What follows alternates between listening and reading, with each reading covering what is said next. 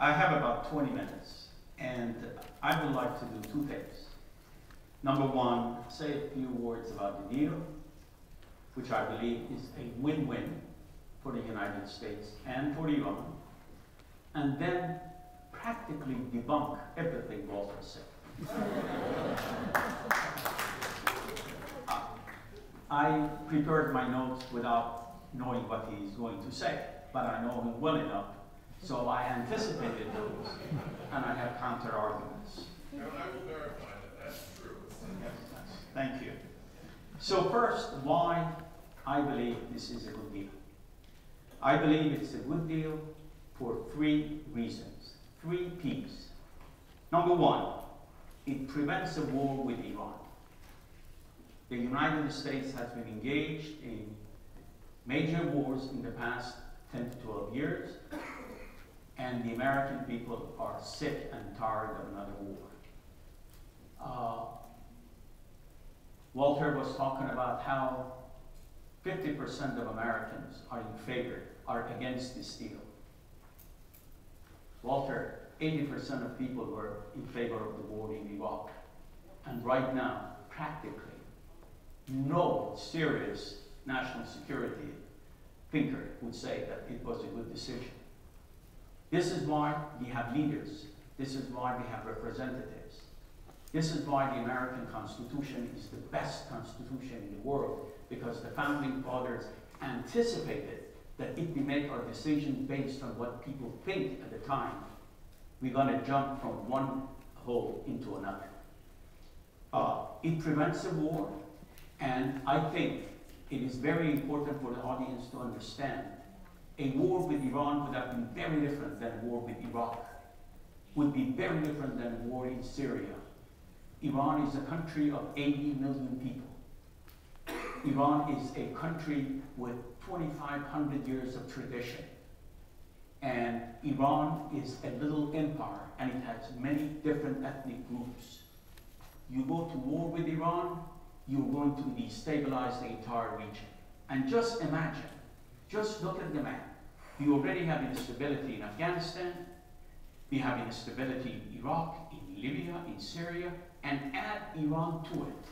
This would be a major catastrophe, not only for American national interests, but I believe for even American allies, including Israel.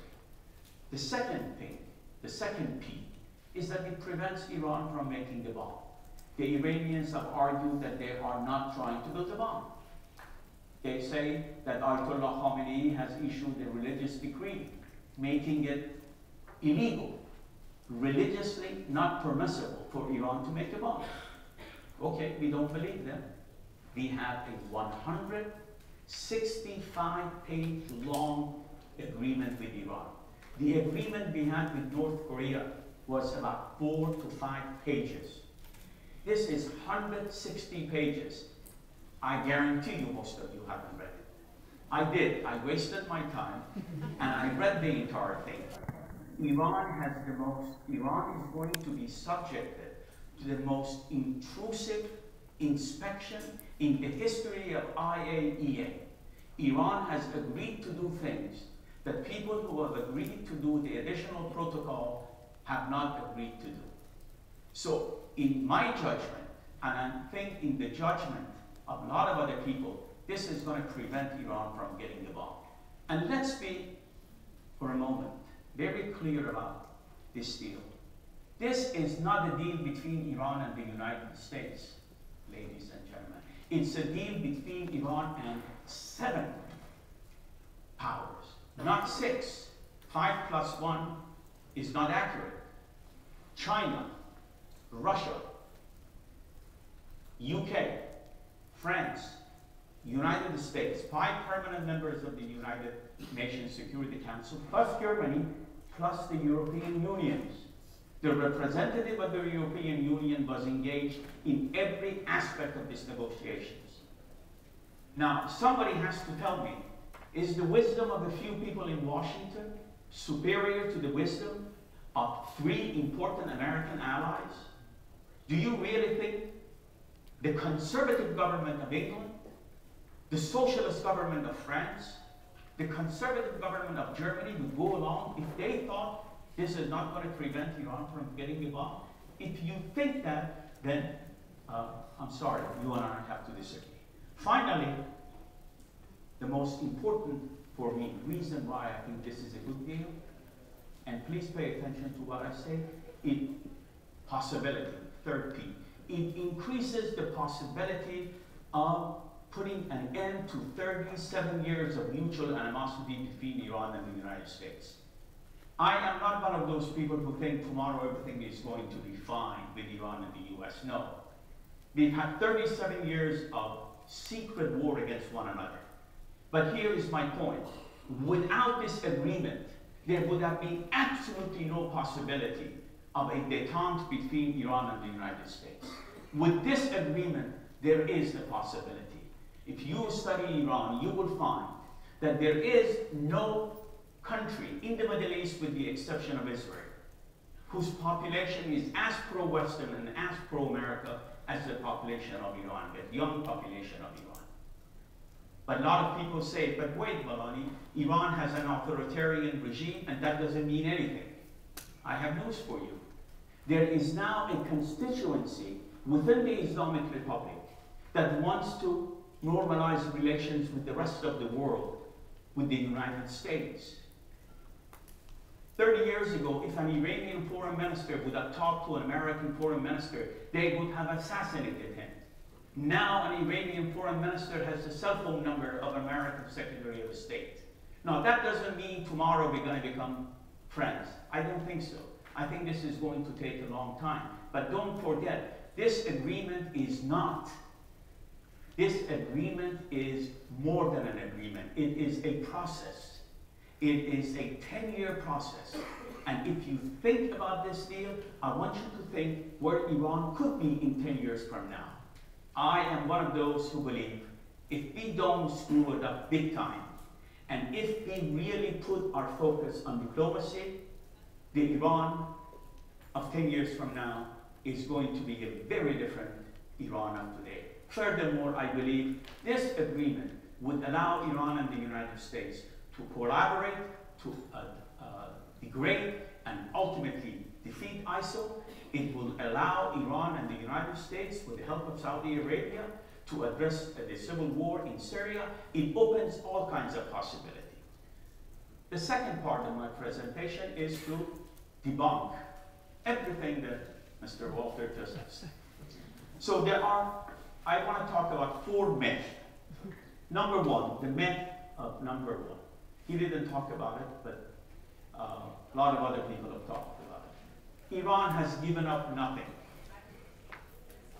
They say Iran has given up nothing. I have no idea where they get the information. I have no idea what television station or network they watch, although I can guess, but I'm not going to mention the name. Let me tell you what Iran has given up. 98% of its enriched uranium. Iran was one of the handful of countries in the world that had mastered the technology to enrich uranium at 20%, and had enough stockpile of that enriched uranium to pose a threat, so much so that Mr. Netanyahu, in his famous United Nations talk, talked about the danger.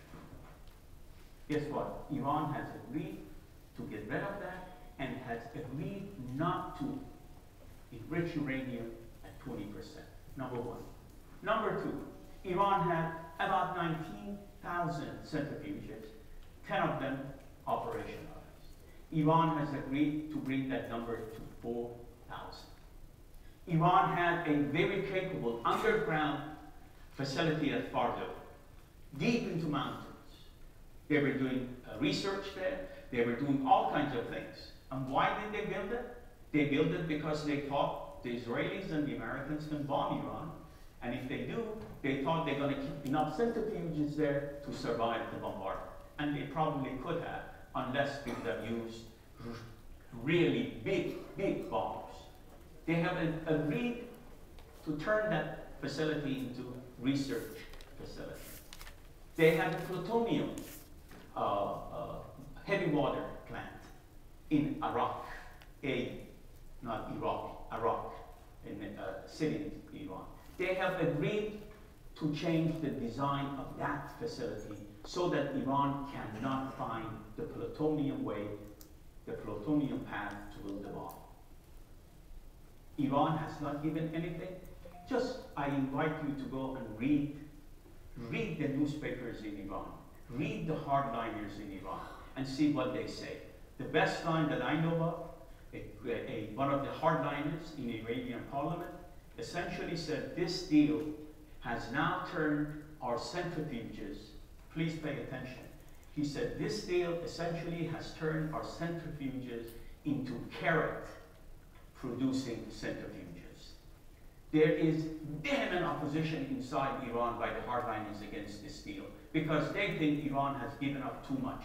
In fact, they compared this deal with a notorious treaty Iran signed with Russia about 200 years ago, in which Iran lost 2 of its most fertile provinces.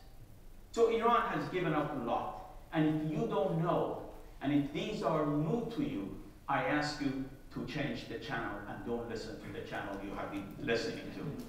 The second thing is the myth of we can get a better deal. General Braun talked about this. I think this is one of the greatest, it's a very, I don't want to say greatest, but it's a weak argument. What do you mean we can get a better deal? On what basis do you make that claim? On what basis do you make that claim that we can get a better deal?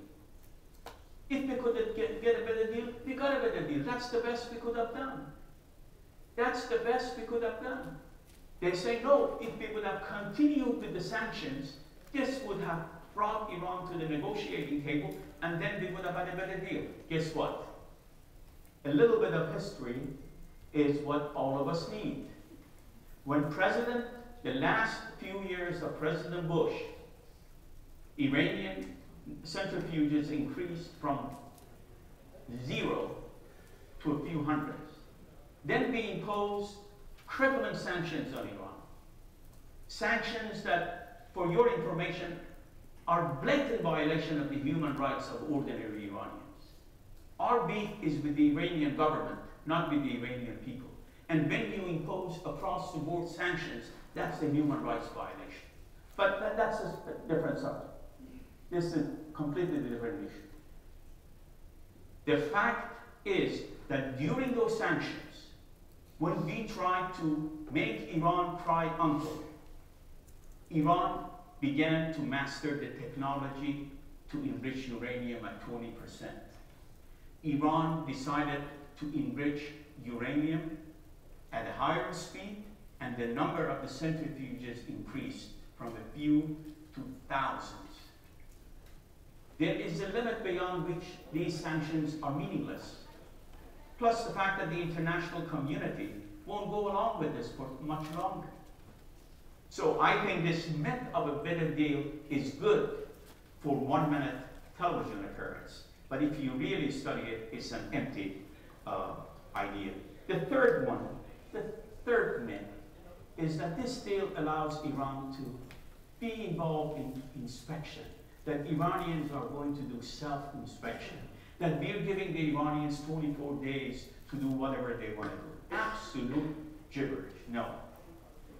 The deal makes it very specific. Anytime, anywhere inspection of the known nuclear facilities. 24-hour surveillance, cameras, the most advanced technology we have in the world. From the United States will go to International Atomic Energy Agency, and they will be monitoring 24 hours, 7 days a week, no break, no holidays. The inspection, that 24-day refers to Parchin, which is a facility, or to newly found sites. If, for example, if the IAEA finds a site suspect, and if it is a military site, Iran can contest this, and this whole process will take 24 hours. This is unbelievably unbelievably effective. Why do I say that? We've had problem with Parchin facility for the past few years. We still haven't been able to go there because the Iranians kept saying, we need more time. We're not going to let you do it. This deal now says to the Iranians, you have 24 days at the most. And by that time, we have to resolve this issue. Finally, the last myth is that why are we using Donald Trump word? Why are we giving those guys $150 billion? The operative word is we and give. You're not giving them anything. That's their money. And the last time I checked, we passed the age of colonialism, where you can tell the rest of the world how to live. This is their money. It is not in American banks. It is in international banks. And now the agreement says you can have it. First of all, it is not 150. It's much less than that. Second of all, some of it is already committed. Third of all, not all of it is going to go to the supreme leader. There is a government in Iran. And by the way, that government has elections, which some of our allies do not have. In that system, I think somewhere between $20 to $30 billion is going to be available for Iran. Am I happy about this? I wish they would spend it on improving the economic conditions of Iran. Remember, we've had 8 years of harsh economic sanctions on Iran. Iranian businessmen, I was in Tehran about 6 months ago.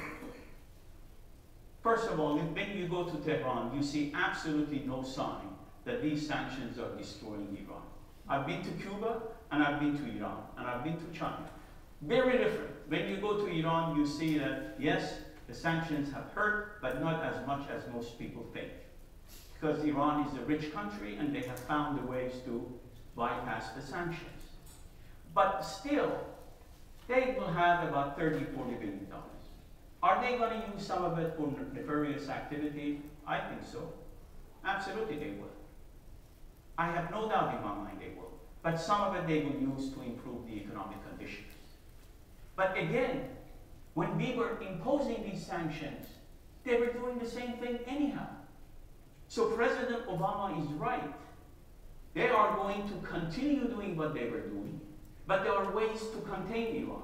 There are ways to try to change the landscape in the Middle East. All in all, I believe this has been a great deal for both Iran and the United States with great potentials. But the key is that we have to come to recognize Iran as a country with legitimate security needs. And the Islamic Republic also has to come to understand that it too has to change its nefarious activities in parts of the Middle East. I have been working hard for 24 years to see a day when Iran and the United States can establish normal relationship. I don't think we're there, but I think this still is a huge step toward that goal. And I'm going to work as hard as I can to make it a reality. Thank you.